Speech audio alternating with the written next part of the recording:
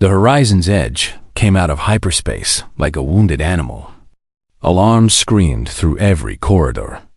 Red emergency lights painted the walls in blood-colored flashes.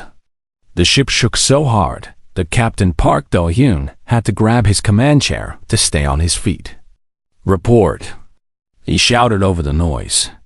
Kim Yuna pulled herself up from under her engineering console, blood running from a cut on her forehead. "The cosmic storm fried our navigation computer. We're completely blind, Captain. I don't know where we are." Park looked at the view screen. Stars he didn't recognize filled the darkness. In 20 years of space exploration, he had never seen this part of the galaxy. The horizon's edge was a survey vessel, built to map unknown regions and study alien worlds. It carried 47 crew members, basic weapons for self-defense, and enough supplies for a 2-year mission. Now it was lost. "Can you fix the navigation system?" Park asked. Yuna wiped the blood from her face and checked her screens. "Maybe, but it will take weeks. The main computer core took heavy damage. We need to rebuild it from spare parts." Communications Officer Lee Jie suddenly raised her hand.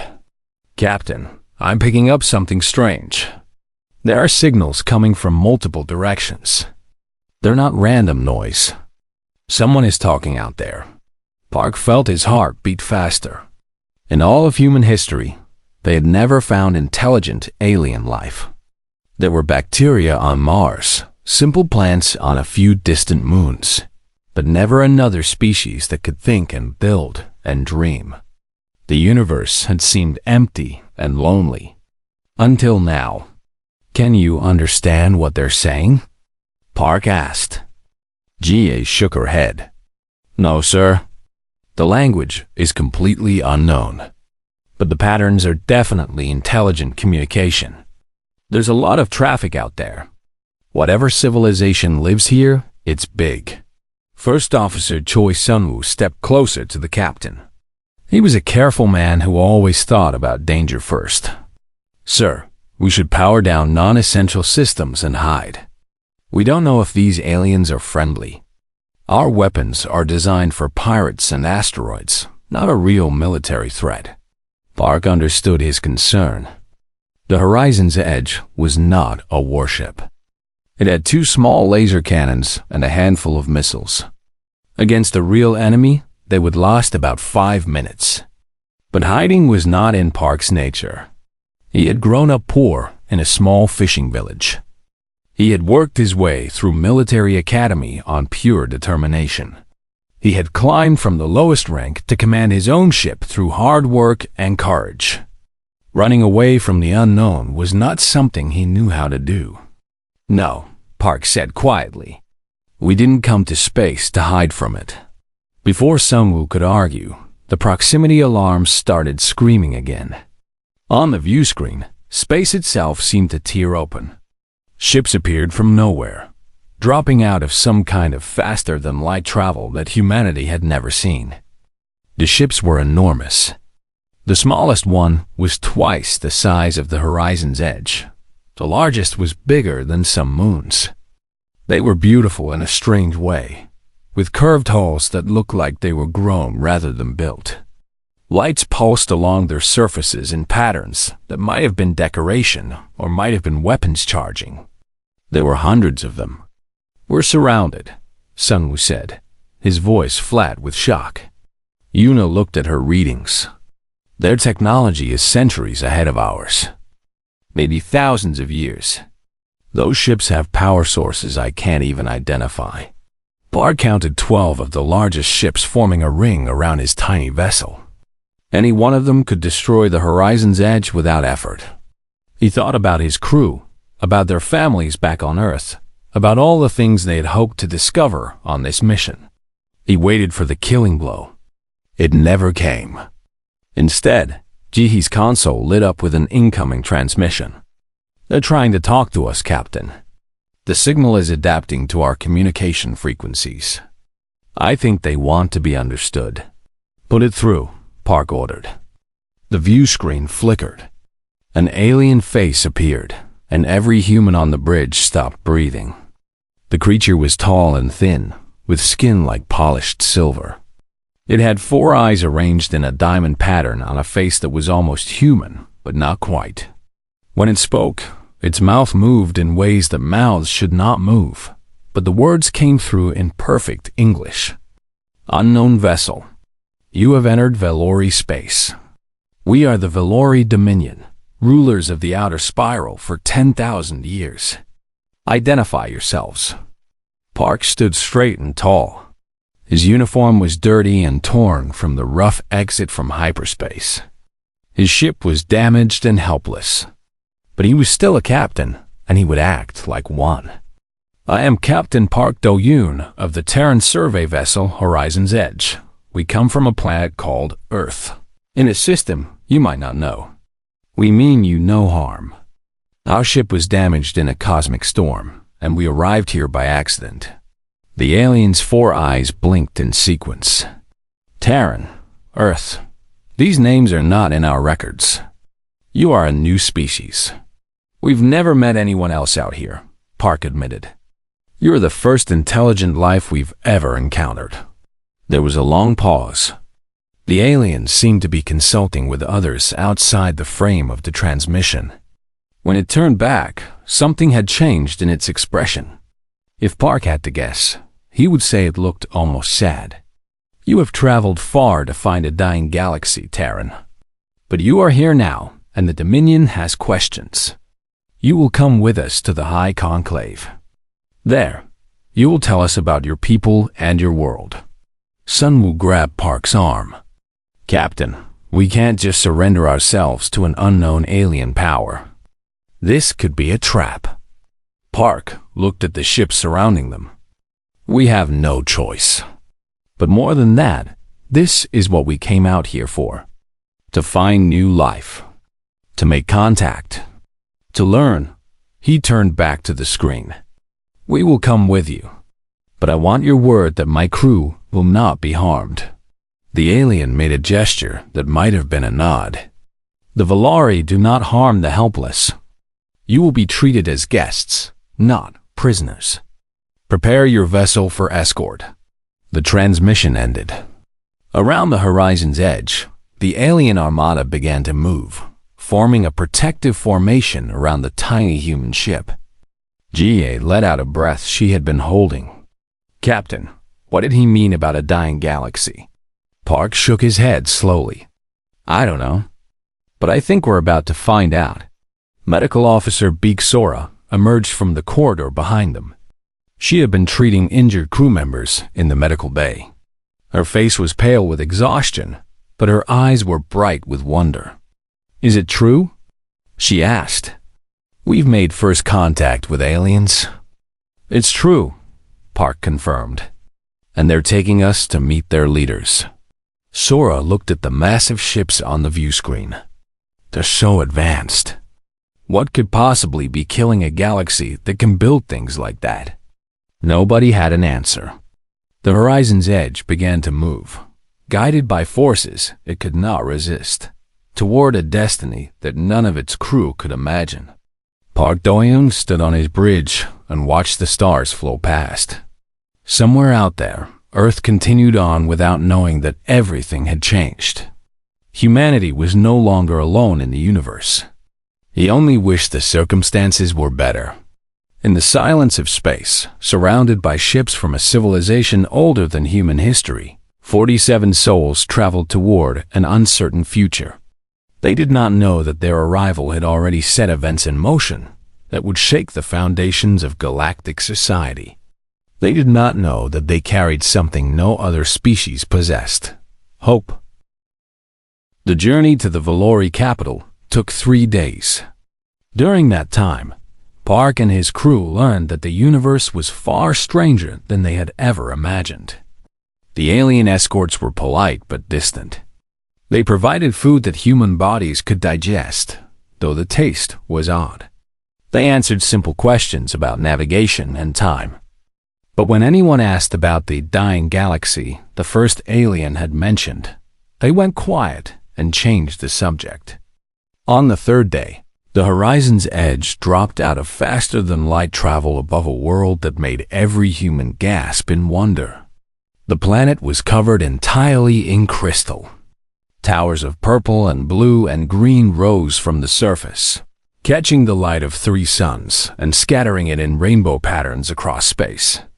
Cities hung in the atmosphere on platforms of solidified light. Ships moved between them like fish swimming through a glittering sea. "It's beautiful," Jihi whispered. "It's 10,000 years of civilization," Yuna said, reading her instruments. "I'm detecting architecture down there that's older than human agriculture. They were building cities when we were still learning to grow wheat." Park felt small in a way he had never felt before. Humanity had been so proud of its achievements. They had cured diseases, split atoms, and traveled to the stars. But compared to this, they were children who had just learned to walk. The horizon's edge was guided to a landing platform near the largest tower. When the crew stepped outside, they found themselves surrounded by aliens of every shape and size. Some walked on 2 legs like humans. Others floated through the air or moved on dozens of tiny limbs. A few were so strange that human eyes had trouble understanding what they were seeing. All of them stopped to stare at the newcomers. "They've never seen humans before," Sunwoo said quietly. "We're as alien to them as they are to us." A Valari official came forward to greet them.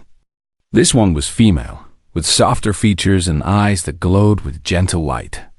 She introduced herself as Counselor Vera and led them into the great tower. The inside was even more impressive than the outside. Halls of living crystal stretched in every direction. Artwork from 1,000 worlds decorated the walls. The air smelled like flowers that had never grown on Earth. Finally, they reached a circular chamber at the tower's heart. 12 beings sat on elevated platforms arranged in a ring. Each one was different, representing a different species of the Dominion. At the center of the ring, a beam of light shone down on a single spot. "The High Conclave," Vera explained. "The ruling council of the Valori Dominion and its member species. They have gathered to meet you." Park stepped into the light. His crew spread out behind him, nervous but trying not to show it. 47 humans stood before the rulers of a galactic civilization, and somehow, the fate of everything would depend on what happened next. The Valori Grand Admiral spoke first. He was made of living crystal, his body catching the light and throwing it back in sharp patterns. His voice was deep and resonant, like stones grinding together. "You are the Terrans, the new species from beyond our maps. We have studied your vessel and your technology. You are young, primitive. You have only begun to explore the stars." Park kept his voice steady. "That's true. We're new to all this. But we're here now, and we're ready to learn." "Learning will not help you," another council member said. This one was a creature of shadow and smoke, its form constantly shifting. "Nothing will help any of us. The time of ending approaches." Park felt his stomach tighten. "What do you mean? What ending?" The council members looked at each other. Something passed between them, some silent agreement. Finally, the Grand Admiral spoke again. "There is a force in this galaxy older than any civilization. We call it the Hollow. It is a machine intelligence created by beings who live millions of years before us. Every 50,000 years, it awakens from its sleep. When it wakes, it consumes all organic life. It destroys every civilization, every species, every world that carries the spark of consciousness. Then it returns to sleep, and the galaxy begins again." Park's blood ran cold. "You're saying there's something out there that kills everyone? Every 50,000 years?" "Not kills," the shadow creature corrected. "Consumes. It feeds on us, on our minds, our memories, our very souls. Nothing survives. Nothing escapes. We know this because we found the records left by those who came before. They tried to warn the future.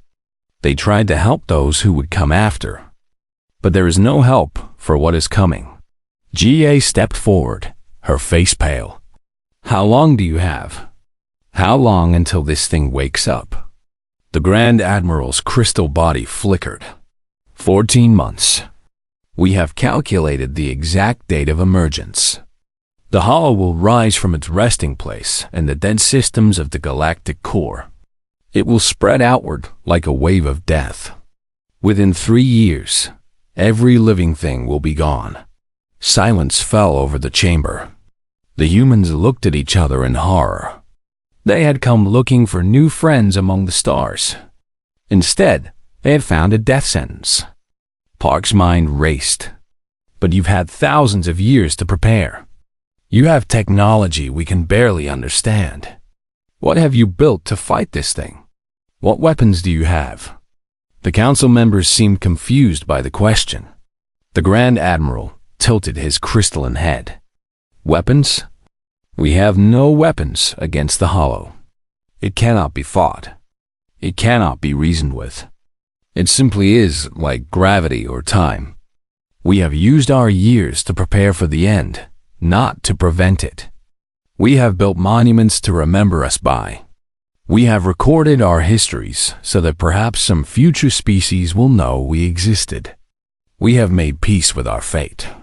Park couldn't believe what he was hearing. You're just going to give up? All of you? Without even trying? There is nothing to try, a third council member said. This one was a being of pure energy, contained in a floating shell. Our ancestors learned this truth and passed it down through generations. Fighting the hollow is like fighting the sunrise. It will come regardless of what we do. Medical Officer Beak Sora pushed through the crowd of her crewmates. Her voice was sharp with disbelief. Wait, you're telling me that in 10,000 years of civilization, across all these different species, nobody has ever tried to stop this thing? Nobody has even looked for a way? The question seemed to confuse the council even more. The Grand Admiral's glow dimmed slightly. Why would we try what cannot be done? The hollow is not an enemy to be defeated. It is a natural force, like entropy itself. All things end. All civilizations fall. This is simply how the universe works. Sora shook her head. Where we come from, we don't accept that. When a disease threatens to kill us, we find a cure. When a disaster approaches, we find a way to survive it. We don't just lie down and wait to die. Then your species is young and foolish, the shadow creature said. You will learn acceptance in time. Or rather, you would have if there were time left to learn. Park stepped forward again. His hands were clenched at his sides. His jaw was tight with an emotion he couldn't quite name. It wasn't fear, though fear was part of it. It wasn't anger, though anger burned in his chest. It was refusal. No, he said. I don't accept this. I won't accept this. You've had 10,000 years of peace, and all that time, you never thought to fight back? You never thought to question whether this extinction was truly inevitable. The Grand Admiral rose from his platform, towering over the human captain. You stand in the heart of a civilization that has existed for longer than your species has had language. You know nothing of what we have faced, what we have learned, what we have accepted. Your defiance means nothing against the truth of the universe. Park looked up at the ancient being without flinching. Maybe you're right. Maybe we are young and foolish. Maybe we don't understand how the universe works. But where I come from, we have a saying. It's not over until it's over. I'm not ready to say it's over yet. The council members murmured among themselves. They had ruled the galaxy for millennia. They had seen civilizations rise and fall. They had never met a species quite like this one. A species that didn't know how to surrender. In the corner of the chamber, a young Valori scientist named Oris watched the humans with growing interest. She had spent her whole life studying the past, looking for answers that no one else thought to seek. And she had found something that might change everything. The council gave the humans quarters in a guest tower overlooking the Crystal City. The rooms were comfortable, the food was strange but filling, and guards stood at every door. They were guests, but they were also prisoners. The council had not decided what to do with them yet. Park stood at a window, watching ships fly between the floating platforms. Behind him, his senior crew argued about what to do next. "We need to find a way home," Sunwoo said. "Earth has to know about this. If there's any chance of survival, our whole species needs to prepare." "Prepare for what?" Yuna asked bitterly. "You heard them. This hollow thing has destroyed every civilization for millions of years. What could Earth possibly do that these people haven't tried?" "They haven't tried anything," Sora said. "That's the point. They just gave up. They've been giving up for 10,000 years. Navigator Han Murray looked up from her calculations. She had been trying to figure out where Earth was relative to their current position. Even if we could get home, it would take months. By the time we arrived and convinced anyone to listen, the hollow would already be awake. The door chimed. Everyone fell silent. Park nodded to Security Chief Yoon Taiwan, who moved to the entrance with his hand on his weapon. The door opened to reveal the young Valori scientist Oris. She was smaller than the council members, with softer features and eyes that darted nervously. She looked over her shoulder before stepping inside. "Captain Park," she said quickly, "I need to speak with you, privately. What I have to say could be considered treason against the Conclave." Park studied her for a moment. "Then why come to us?" "Because you asked the question no one has asked in 10,000 years. You asked what we've tried to stop the hollow. And the answer is nothing. But that wasn't always true." She pulled a small device from her robes and projected an image into the air. "I'm an archaeologist. I study the civilizations that came before the Dominion. Most of them left nothing but ruins and warnings. But one species was different." The image showed a star map with a single system highlighted in red. They called themselves the Builders. They existed 80,000 years ago, during a previous hollow cycle. Unlike every other species, they didn't accept their fate. They studied the hollow. They analyzed it. They found a weakness. Sora leaned forward eagerly. "What kind of weakness?" "The hollow isn't one creature," Oris explained. "It's a network. Millions of individual machines, all connected by a central coordination system. The Builders discovered that if you could disrupt that central system, the whole network would fall apart. The machines would become confused, uncoordinated. They might even turn on each other. So why didn't the Builders use this information?" Park asked. Oris's expression darkened. "Because the central system is located in the heart of the hollow's emergence zone. It's a region of space saturated with the hollow's influence. Any organic mind that enters goes insane within minutes. The Builders sent ship after ship. Every crew went mad before they could complete the mission.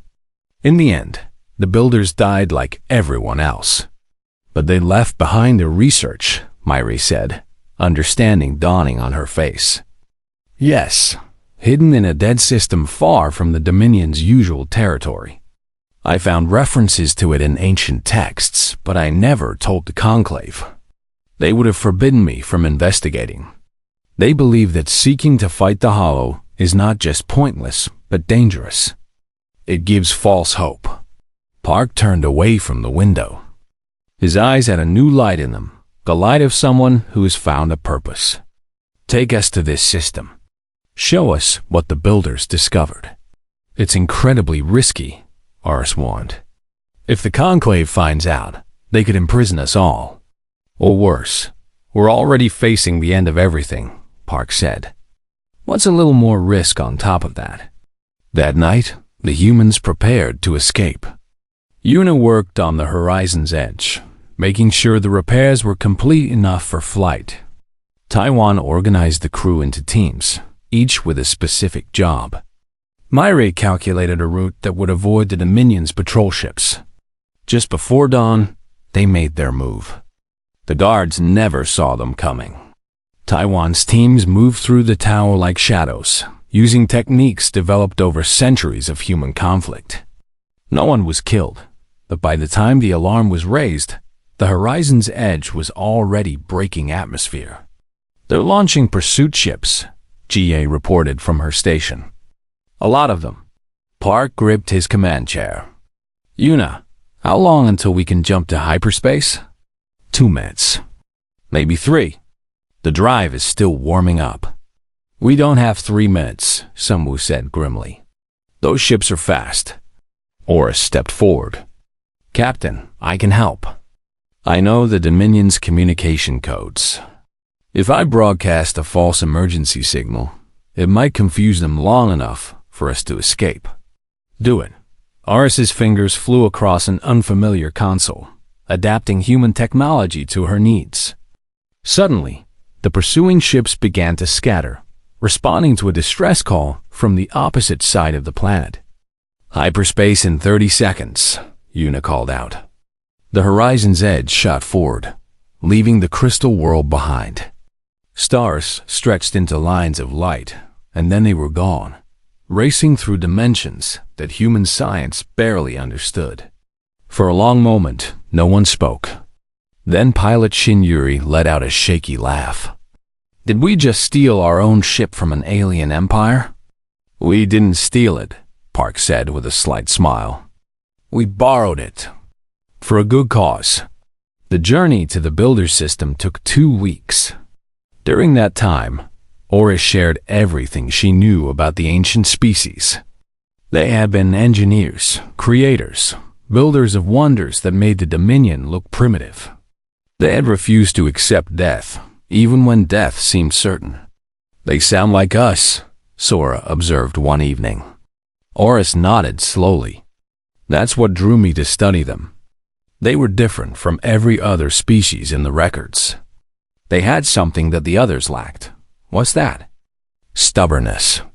Oris's 4 eyes blinked in what might have been amusement. They simply refused to believe that anything was impossible. Even at the end, when their plans had failed and their people were dying, they were still working on new solutions. Still trying. The dead system was exactly where Oris's research said it would be. 3 burned-out stars orbited each other in an endless dance. Their planets long ago turned to ash.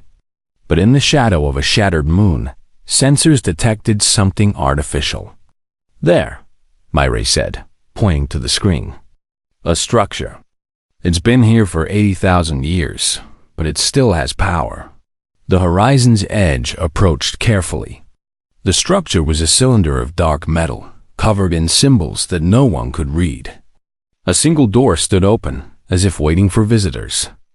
Park led the exploration team himself, along with Oris, Sora, and Taiwan. Inside, they found a vast archive, filled with data storage devices that still hummed with energy. "The builder's final gift," Oris whispered. "Everything they learned about the Hollow. Their plans, their failures, their theories. It's all here." It took days to translate even a fraction of the information. But slowly, a picture emerged. The Hollow's central system was real, and it could be destroyed. The builders had even designed a weapon capable of doing the job. But the weapon required a delivery system that could survive the madness zone. "No organic pilot could do it," Yuna said, studying the plans. "The builders tried everything. Drugs, mental shields, suspended animation. Nothing worked. The Hollow's influence is too strong." "Then we don't use an organic pilot," Park said quietly. Everyone looked at him. "Earth has been developing artificial intelligence for over a century. We have machines that can think, can adapt, can make decisions without human input. They don't have organic minds. The Hollow's influence shouldn't affect them." Sora's eyes widened. You want to build an automated strike system? Using human AI technology? It's never been done on this scale, Yuna admitted. Our AI isn't designed for military operations. The risks are enormous. Park looked around at his crew. 47 people who had followed him across the galaxy, who had trusted him even when the odds were impossible. Everything worth doing has risks, he said. The question is, are we willing to try? One by one, they nodded. On a dead world, in the shadow of burned-out stars, humanity began to plan its war against an enemy that no one had dared to fight in millions of years. And somewhere in the darkness of space, the Hollow stirred in its sleep, sensing something new. Something that refused to surrender. Word spread faster than light itself. The humans were building a weapon. The humans were planning to fight the Hollow. The humans, a species so young they had only discovered fire 100,000 years ago, refused to accept extinction. At first, the galaxy laughed. The Valori Conclave declared Captain Park and his crew criminals, enemies of the natural order. They sent ships to capture the horizon's edge and put an end to this foolishness. But something unexpected happened. The ships never returned. Not because they were destroyed, but because their crews defected. Young Valori officers who had grown up in the shadow of certain death heard about the human plan and felt something they had never felt before. Hope. One by one, they joined the humans instead of arresting them. Then the other species began to arrive. The first were the outcasts, individuals rejected by their own societies for asking too many questions. Then came the scientists, the dreamers, the rebels who had always wondered if there was another way. Then entire fleets, their commanders declaring loyalty to a cause they had never imagined possible. Within 3 months, the horizon's edge was no longer alone. 100 ships gathered around the dead system where the builder's archive waited. Then 1,000. Then 10,000. Park stood on the bridge of his little survey vessel and watched the armada grow. He had never wanted to be a military leader. He had joined the space program to explore, not to fight. But history had chosen him, and he would not turn away from the responsibility. Another fleet just arrived, Chihei reported. These ones call themselves the Floating People. They live in gas giant atmospheres. They've never left their home system before, but they heard about us and came anyway. How are we going to coordinate all these different species? Sunwoo asked. He had been promoted to admiral of the coalition fleet, though he still spent most of his time on the horizon's edge. They have different ships, different weapons, different ways of thinking. We'll figure it out, Park said. We always do. The work continued day and night. Yuna led a team of engineers from a dozen species, combining human AI technology with alien power systems. Weapons specialist Kwon Dongwook designed new missiles using materials that humanity had never seen before. Medical officer Sora developed treatment protocols for hundreds of different biologies. Pilot Yuri trained alien navigators in human combat tactics. The Valori flew in perfect formation, too predictable, too ordered. Humanity had learned different lessons in their centuries of war against each other. Chaos, unpredictability, sudden changes in direction. These were the tools of human survival. Your species is strange, one Valori pilot told Yuri during a training session. You fight like you expect to lose. We fight like we might lose, Yuri corrected. That's different. It means we never take victory for granted. We never stop adapting. The Conclave watched from afar, unsure what to do. Some of its members argued for attacking the coalition and ending the rebellion. Others suggested waiting until the Hollow emerged and proved the humans wrong. A few, in secret, began to wonder if perhaps they had been wrong all along. 7 months after the escape from the Valori capital, the weapon was ready. It was called the Spear, a missile the size of a small building, packed with enough explosive force to crack a planet. Its guidance system was the most advanced AI humanity had ever created, capable of independent decision-making and adaptation to changing circumstances. More importantly, it had no organic components whatsoever. No biological brain could be affected by the Hollow's influence. "Will it work?" Park asked Yuna as they stood before the weapon. "Maybe," Yuna said honestly. "The builder's theories were sound, but we're working with incomplete information. There's 1,000 things that could go wrong. The Hollow might have defenses we don't know about. The spear might not be powerful enough. The AI might fail in ways we can't predict. But there's a chance." Yuna smiled tiredly. "There's a chance. A real one. That's more than anyone has had in millions of years." Park put his hand on her shoulder. "Then we take that chance. Whatever happens." 3 weeks later, the Hollow woke up early.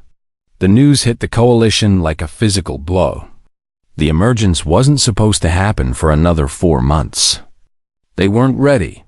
The spear still needed final testing. The fleet still needed training. Everything was happening too fast. "The Hollow knows," Aris said, her 4 eyes wide with fear. "It senses the threat. It's accelerating its timeline." Park gathered his commanders on the bridge of the horizon's edge. Faces from 100 species looked at him, waiting for orders. They had given up everything to join this cause. They had bet their lives on a plan created by primitive newcomers. Now that plan was being tested ahead of schedule. "We're not ready," Park said. "Nobody thinks we are. But we're never going to be completely ready for something like this. The question is whether we fight now or die later. I know what I choose." The vote was unanimous.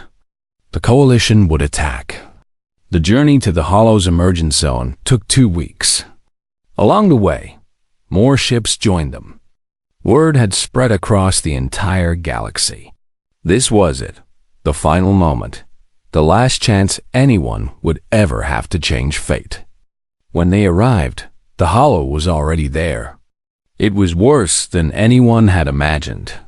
A swarm of machine creatures, each one different from the next, spread across space like a dark cloud. They moved without ships, without visible propulsion, as if space itself bent to their will. At the center of the swarm, something vast and terrible pulsed with ancient power. The Central Coordination System, the heart of the monster. "There are millions of them," Sunwoo said, his voice barely a whisper. "How are we supposed to fight millions?" "We don't have to defeat them all," Park said. "We just have to get the spear through. Everything else is a distraction." The battle began. Coalition ships attacked from every direction, drawing the Hollow's attention away from the core. Weapons designed by a dozen species flashed through the darkness. Explosions lit the void like dying stars. The Hollow responded with terrible efficiency. For every machine destroyed, 10 more appeared. Ships began to die, crushed by forces that ignored shields and armor alike. Crews screamed over the communication channels, their minds attacked by waves of alien influence. "The front line is collapsing," a commander reported. "We can't hold them." "Pull back the weakened squadrons," Sunwoo ordered. "Replace them with fresh units. Keep rotating our forces." But there weren't enough forces to rotate. The Hollow was too vast, too powerful. Ships were being destroyed faster than they could be replaced. In the chaos, a small team broke away from the main battle. The horizon's edge, accompanied by a handful of volunteer ships, dove toward the center of the swarm. They carried the spear. "All power to engines," Park commanded. "Get us as close as possible before we launch." The escort ships were torn apart one by one. Alien allies died to buy the humans a few more seconds. Park watched their ships explode and felt each death like a wound in his own heart. "Launching the spear," Yuna announced. "It's away." The missile shot toward the Hollow's heart, its eye-brain calculating and recalculating the optimal path. Machines tried to intercept it, but the spear was fast and smart. It dodged, weaved, adapted. For 17 minutes, the entire galaxy held its breath. Then the spear hit its target. The explosion was unlike anything anyone had ever seen. Space itself seemed to crack. The Hollow's coordination system shattered into fragments of dying light. Suddenly, the endless machines stopped their coordinated attacks. They began moving randomly, bumping into each other, attacking their own kind. "It's working," Aura said, tears streaming from her 4 eyes. "It's actually working." The Hollow screamed. Not a sound that could be heard in space, but something deeper, something felt in the bones of every living thing in the system. It was the sound of a god dying. Then, as suddenly as it had awakened, the Hollow went back to sleep. The machines fell silent. The dark cloud collapsed in on itself, retreating to wherever it had come from. The battle was over. The Coalition had won. Park slumped in his command chair, exhaustion washing over him. Around him, his crew wept and laughed and held each other. "They've done the impossible." "Casualty reports," Sunwoo said quietly. "We lost over 30,000 ships. Hundreds of thousands dead across all species." The joy faded slightly. Victory had come at a terrible cost. "They died fighting," Park said. "They died with hope. That's more than anyone else in this galaxy has had for millions of years." Outside, the surviving ships began to gather. Wounded, battered, but alive. They had changed the fate of the universe. And it was only the beginning. The Horizon's Edge limped home through the wreckage of the greatest battle in galactic history. Its hull was breached in 14 places. Half its systems were offline. Of the 47 crew members who had left Earth on a simple survey mission, only 19 remained alive. Captain Park Do-yoon sat in his command chair and recorded his final log of the war. "We did it," he said, his voice rough with exhaustion. "The Hollow is sleeping again, forced back before it could complete its cycle of destruction. The galaxy survives. Life continues. But the cost..." He paused, struggling to find words. "The cost was beyond anything we could have imagined. Good people died. Brave people. People who trusted me to lead them into hell and bring them out again." He looked at his surviving crew. Yuna was asleep at her engineering station, finally overcome by days without rest. Jia monitored communications, listening to the celebrations and mourning happening across 1,000 worlds. Sunwoo stood at the window, watching the stars. "I don't know if what we did was right," Park continued. "We forced a galaxy that had accepted its fate to fight instead. We convinced millions to die for a chance at survival. Some will say we were heroes. Others will say we were fools who should have left things alone. History will decide." He ended the recording and closed his eyes. When the Horizon's Edge finally reached the Valori capital, everything had changed. The conclave that had declared them criminals was gone. In its place, a new government had formed, built on the ashes of the old certainties. They called it the Galactic Union, and its founding principle was simple. Never again would intelligent life accept extinction without a fight. Park was offered command of the entire Union military. He turned it down. "I'm an explorer," he told the new council. "I never wanted to be a soldier. Let someone else lead your armies. I want to go back to finding new worlds and new peoples. That's what I was born to do." The council understood. They gave the Horizon's Edge a complete rebuild, transforming the battered survey vessel into the most advanced exploration ship in the galaxy. They asked only one thing in return: that humanity share its unique perspective with the rest of the universe. Park agreed. The next 50 years changed everything. Human engineers worked alongside alien scientists, combining technologies that had developed in isolation for thousands of years. New medicines were created, new energy sources discovered, new ways of thinking about old problems. The Union grew stronger with each passing year. More importantly, they prepared. The Hollow was not dead, only sleeping. Everyone knew it would return someday, perhaps in another 50,000 years, perhaps sooner. The Union built weapons and defenses, trained soldiers and strategists, and studied the enemy that waited in the darkness. But they also built schools and hospitals, farms and factories, art galleries, and concert halls. They didn't just prepare for war. They created a civilization worth defending. Han Murray rose through the ranks to become admiral of the Union fleet, the young navigator who had plotted humanity's escape from the Valori capital. Now commanded the largest military force in galactic history. She never forgot where she came from. Kim Yuna founded the Technological Exchange Institute, where engineers from every species worked together to solve problems that no single civilization could tackle alone. Her innovations saved billions of lives and opened doors that had been closed for millennia. Big Sora became the Union's first director of medical services. The doctor who had asked the question that changed everything, "What have you tried?" spent the rest of her life making sure everyone had access to healing and care. Oris, the young Valori scientist who had risked everything to share the Builder's secrets, became the Union's greatest historian. She spent decades studying the past, learning from the failures and successes of those who came before, making sure their lessons were never forgotten. And Park Do-yeon? He kept exploring. The horizon's edge traveled to regions of space that no one had ever mapped. It made first contact with species that had never heard of the Union or the Hollow, or the humans who had changed everything. Each new discovery added to the richness of galactic civilization. Park finally retired at the age of 87. His body was worn out from decades of space travel, but his mind remained sharp.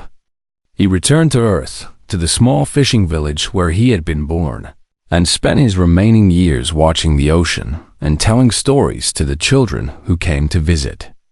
On the day he died, flags flew at half-staff on 10,000 worlds.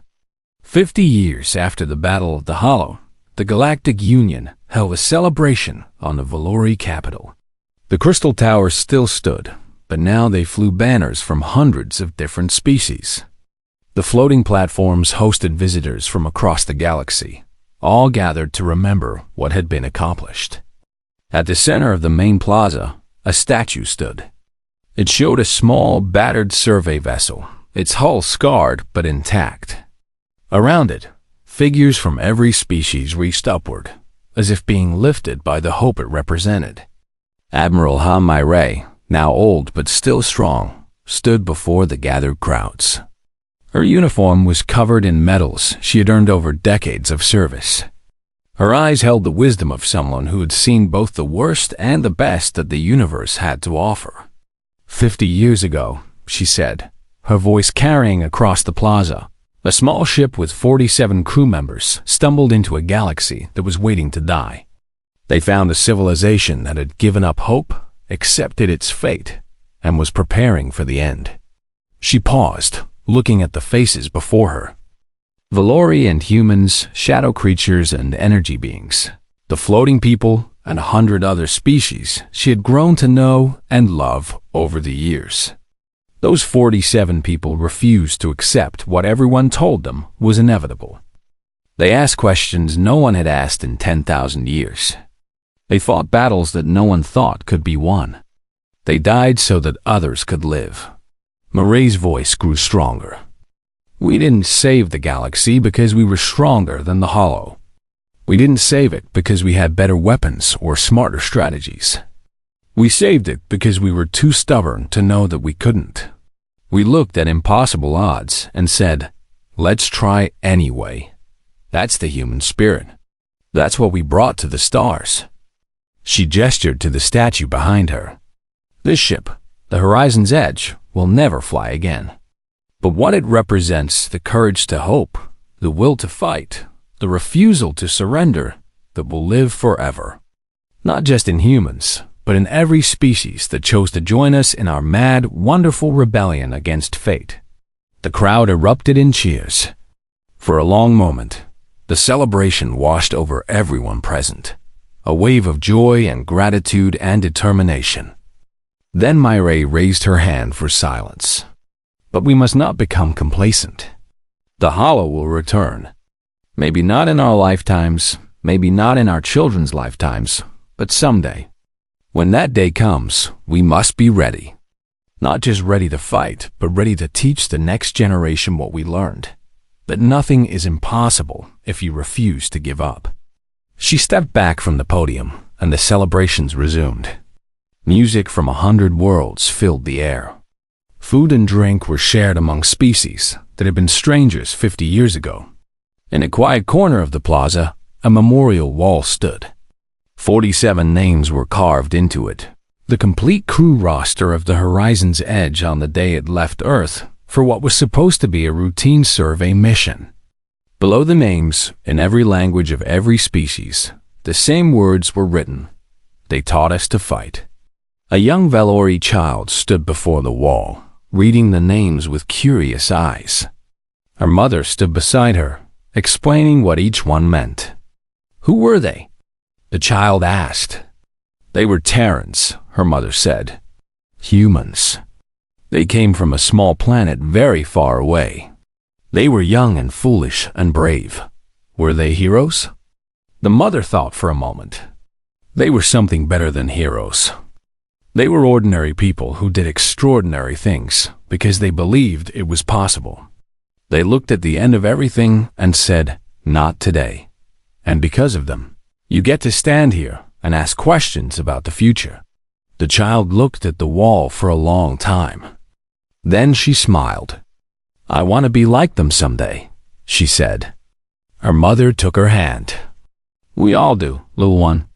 We all do." Above them, the stars shone bright and clear. Somewhere out there, the Hollow slept, waiting for its next awakening.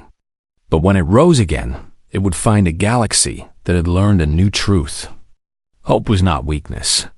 Defiance was not foolishness. And a single spark, lit by stubborn hearts in a tiny ship called Horizon's Edge, could set the entire universe ablaze with light. The end was not the end. It was only the beginning.